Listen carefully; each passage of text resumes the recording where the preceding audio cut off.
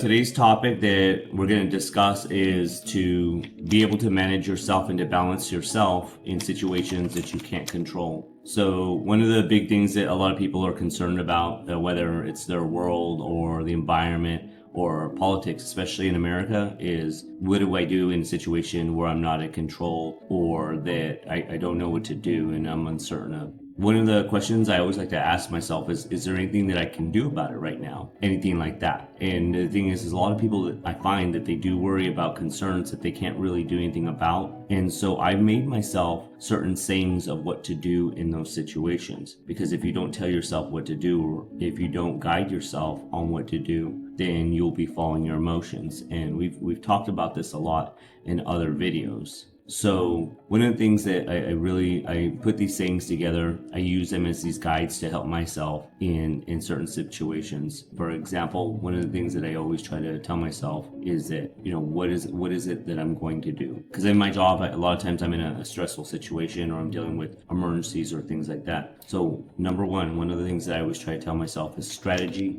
over stress. The reason for that is that if you get good at strategizing and using your logical thinking, that a lot of times you can find a solution. It may not always be the perfect solution, but a lot of times I find that it'll be the solution that is needed for the situation, and then I can move on to the next situation, and then the next situation. So that's number one. And being in the military and working with people, working with kids, working with everybody, I've had to be able to come up with solutions pretty quick on what's around me and what I have. And taking a very slow, purposeful, thought-focused approach, I'm able to find them out. And I could think of tons and tons of examples. A lot of the times I have to use like what's around me to make a fix of something that broke, or other times when timelines aren't being met, it's like, well, we can adjust the criteria. And just the more emotionally tied that you are to it, sometimes that will make it more difficult. So being in control of yourself, being in control of your emotions, being able to balance yourself, that's something that I found has been very useful. So that's one of the tips that I use, and I find that it's very powerful. The second thing that I've noticed, even up to almost recently, and that I notice a lot of clients deal with this, is anxiety. So for anxiety to kick in, a lot of times what has to happen is that we get these feelings and they build up and build up and build up, and we don't have the awareness. We don't have the knowledge of ourselves, of knowing how we are and how we act in these situations. And so the second thing that I like to say about that is awareness over anxiety. Because anxiety is a feeling, it's an emotional feeling. It does move you, it does propel you forward sometimes, unless you're stuck in a state of anxiety and you're not moving, analysis paralysis, things of that. But you can still have awareness of the situation, awareness of what to do, or awareness that you need to strategize, and then awareness of what's really going on versus what you feel is going on versus what you think is going on. And so when you're able to take that awareness and put that over anxiety and just knowing yourself, knowing your situation, hey, these situations make me stressed out. Hey, these certain situations make me feel a certain type of way. Hey, I'm in a panicky state. Just having the awareness and taking the moment, taking the time, taking the breaths you need, pre-preparing the day before you start out, especially if it could be an anxious-filled day, and just choosing awareness. Because no matter what, you can either do something, or you could do something poorly or something bad. But the thing is just having the awareness of, hey, I need to do these things is a lot better than just having the anxiousness. Now, we can change anxiousness to a different type of energy, maybe excitement, change it from like the really heavy material that you have inside yourself, the energy, just like, oh man.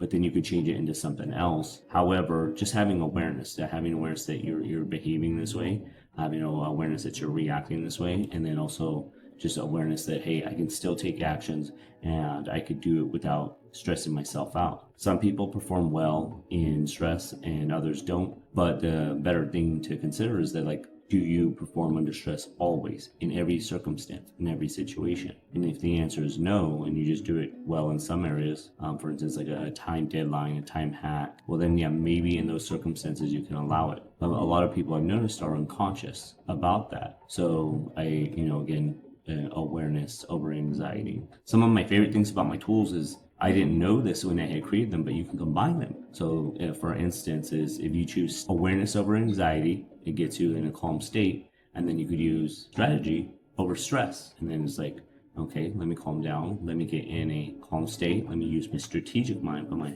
strategic cap on. And then from there, you can go about your concern and problem and go about it in a winning way. Something that I've also noticed that helps out a lot is when individuals, when they pre-prepare their day. So a lot of times people don't. They get up, they go, get their day started. They're like, oh man, it takes me, at least an hour and 20 minutes to get ready, get my coffee and get my day started. But then the thing is like they don't necessarily prepare for the day unless it's like an interview. It seems like everybody prepares for that, but no, it's just like, well, what kind of circumstances am I going to be in? What can I control? What can I not control? And so the thing is, the things that you can control, that's something that you take into consideration. And again, I've noticed a lot of individuals, they do get stressed out about things that they don't know. Am I going to make my sales quota? Am I going to do these things? Is my boss going to be mad? Is my team temperamental and things of that nature? And a lot of times we go through so many unnecessary feelings and then we're not aware of it, and we just keep repeating this cycle over and over and over, and it's just wrecking ourselves. We take our problems home, we take them in the car, we're mad at traffic.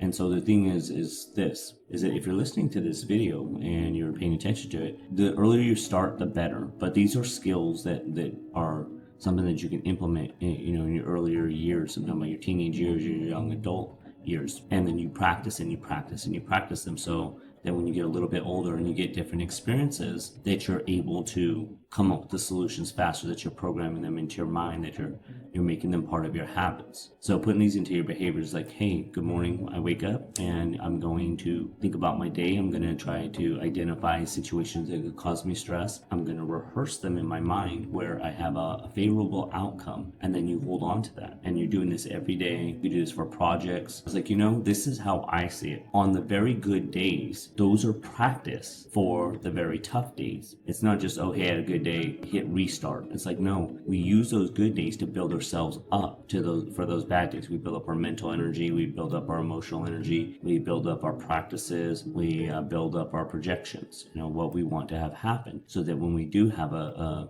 tough day, that like we make it through, that we just don't get too messy if we can help it. And so in doing that, I always felt that was really important to do. But the point that I'm trying to make is that, pre-preparing your mind, pre-preparing your vision, pre-preparing your emotions, so that in the heat of the battle or the heat of the moment, you don't forget everything you learned, even if that's being adaptable. And my experience is that the more that you do this, the better off you become about it. So I would say, obviously, I'm not the smartest. I don't know if I'm the best. I don't think I am. But the thing is that I am very resourceful. I'm very adaptable. I'll MacGyver a tool out of anything. It's like, hey, give me your pen. We're gonna disassemble it. We'll fix this. We'll fix this tank, or we'll fix this radio. Let's go. And most of the time it works. But again, it wasn't a lesson like, here you go, free. It's just like, no, I had to just practice over and over. Military was a great place to practice being adaptable, because almost anything, it could go wrong at any time, and hence the term Murphy's Law. So Murphy's Law is a real thing, in my opinion. It's real in life too. So yeah, a lot of Murphy's Law.